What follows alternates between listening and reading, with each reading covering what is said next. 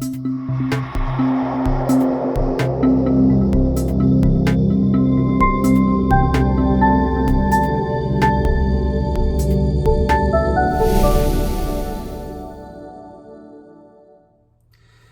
pessoal, meu nome é Hidalgo Matos, sou especialista em Direito Médico da Saúde e este é o Juridiquês por Trás da Medicina, o nosso programa onde tratamos de assuntos ligados à saúde sob o enfoque jurídico. Nos programas anteriores eu disse que se tivermos novidades em relação à normatização de questões relativas à saúde, nós teríamos aqui um programa extraordinário e este é o caso. Hoje, 16 de abril de 2020, nós tivemos a publicação Diário Oficial da União da Lei 13.989 de 2020, que autoriza a telemedicina, a prática da telemedicina em território nacional enquanto pandemia mundial. E Dalvo, qual foi a novidade?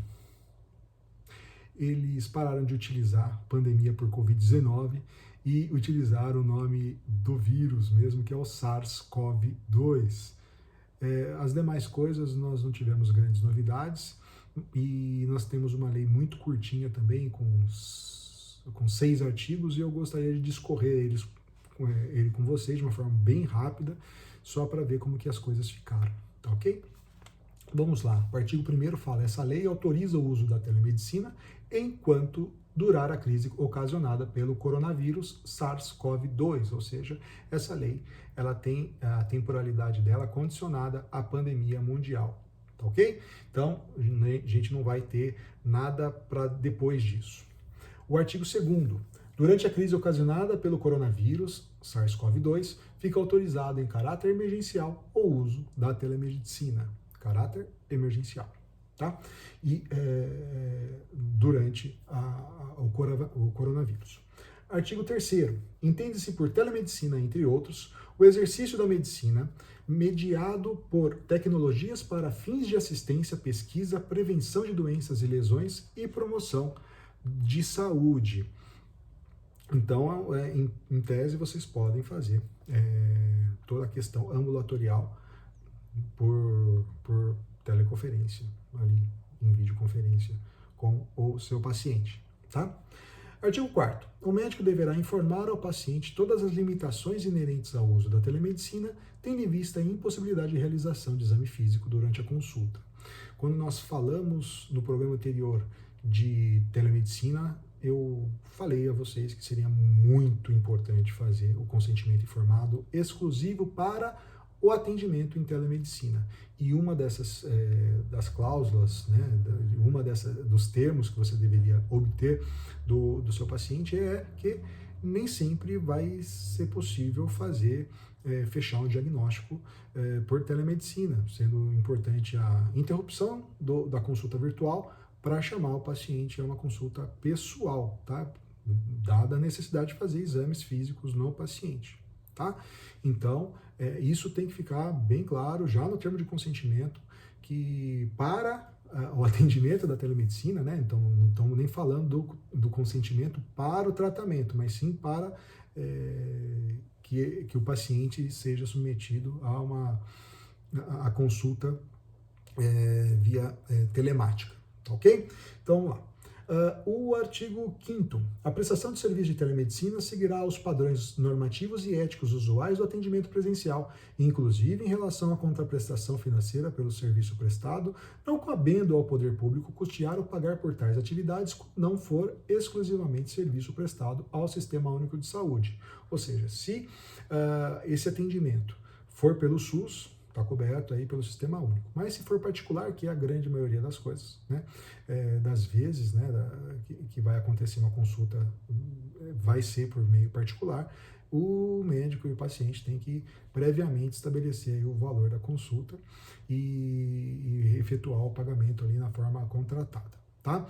Em relação aos planos de saúde, já existe uma autorização da Agência Nacional de Saúde Suplementar para os planos de saúde custearem a teleconsulta, tá? Então, o médico conveniado ou cooperado, dependendo da natureza ali do plano de saúde, da operadora do plano de saúde, ele vai ter que fazer um aditivo ali para poder prestar isso pelo plano de saúde. Tá? Aí é um outro assunto, a gente está falando aqui só da lei da telemedicina. O artigo 6º foi vetado, o artigo 7º fala que esta lei entra em vigor na data de sua publicação, que foi hoje, tá? 16/4/2020. Tá? Nós tivemos 2 vetos nessa lei. Tá? O parágrafo único do artigo 2º e o artigo 6º, como eu acabei de falar. O que falava o parágrafo único do artigo 2º? Falava da autorização das receitas médicas serem por via digital, assinada e carimbada, escaneada e mandado para o paciente, ou foto, alguma coisa assim, para o paciente comprar a medicação, ou por certificado digital. Tá? Com esse veto, não pode ocorrer a primeira opção, né? O médico mandar a imagem do receituário para o paciente comprar o medicamento. Tá? E o que, na minha visão, está correto. Mas no mesmo dispositivo estava falando sobre o certificado digital, e aí causou um pouco de burburinho. Bom, causou burburinho nos dois casos, mas principalmente sobre o certificado digital. Bom, vamos lá sobre esses 2 casos. No primeiro caso, sobre a digitalização do receituário médico, eu particularmente sou contra, porque pode ocorrer muitas fraudes na utilização dessa documentação. Então, por uma questão de segurança, eu concordo com o veto. O que pode acontecer nesse caso é o médico deixar à disposição o receituário para o paciente de forma física, tanto para retirada no consultório, né, para não haver contato, ou via entrega pro paciente por esses sistemas de delivery, tá? Sempre com envelope fechado, lacrado, com protocolo de recebimento para o médico poder controlar. Em relação à certificação digital, eu acho que é uma falsa polêmica, porque a lei que trata do prontuário eletrônico fala que o prontuário eletrônico com certificação digital é válido para todos os efeitos, a assinatura digital é válida. Como o receituário médico ele é derivado dessa relação médico-paciente, que é materializada pelo prontuário, eu não vejo nenhum problema do médico emitir a sua certificação, mediante certificação digital, o seu receituário para o paciente. Aí ele encaminha por WhatsApp, por e-mail, por qualquer outro meio, e o paciente tem a possibilidade de comprar o seu medicamento. Aí, Dalvo, as farmácias não têm meios de aferir, de verificar a veracidade da assinatura digital. Aí é uma questão prática que a gente vai ter que verificar, mas a lei não proíbe, as leis não proíbem o médico de emitir a receita via certificado digital, tá ok? Em relação ao outro veto, que é o artigo 6º, né, que fala sobre a posterior regulamentação da telemedicina pelo Conselho Federal de Medicina, tá?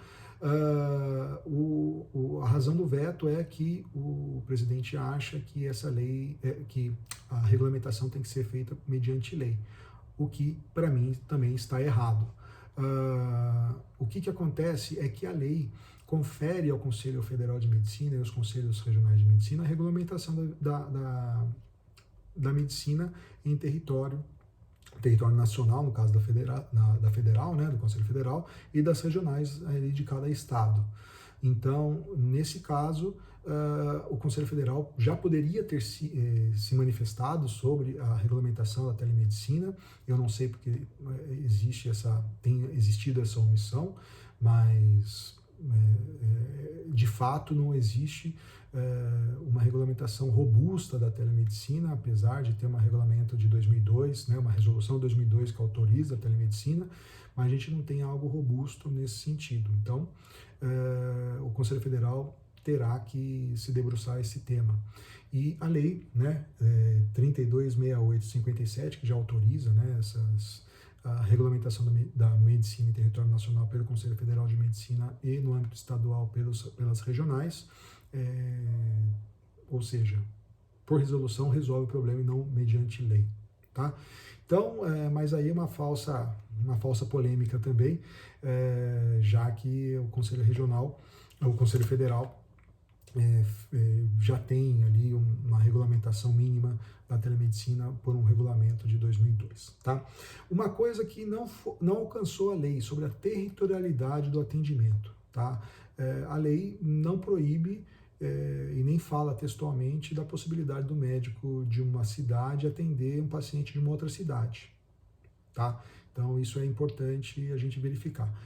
No caso concreto, como eu disse em programas anteriores, o médico deveria atender o paciente na sua região, né, perto do paciente. Né? Se ele for de muito longe, que possibilite o encerramento do atendimento virtual e o chamamento do paciente para um atendimento presencial, ali a gente já tem uma questão que atrapalha muito a prática da medicina. Então, o médico deveria se abster desta prática, tá ok? A gente vai falar em outro programa aqui sobre como que o médico pode fazer a publicidade da telemedicina, tá? Até porque nós temos uma regulamentação muito firme do Conselho Federal de Medicina sobre a publicidade de atos médicos. Então, a gente vai conversar um pouco disso num próximo programa. Esse programa extraordinário, nós estamos falando só sobre a Lei 13.989 de 2020, que foi sancionada e publicada hoje no Diário Oficial, 16 de abril de 2020. Tá ok? Espero que vocês estejam bem, se cuidando. Até o próximo programa. Tchau, tchau.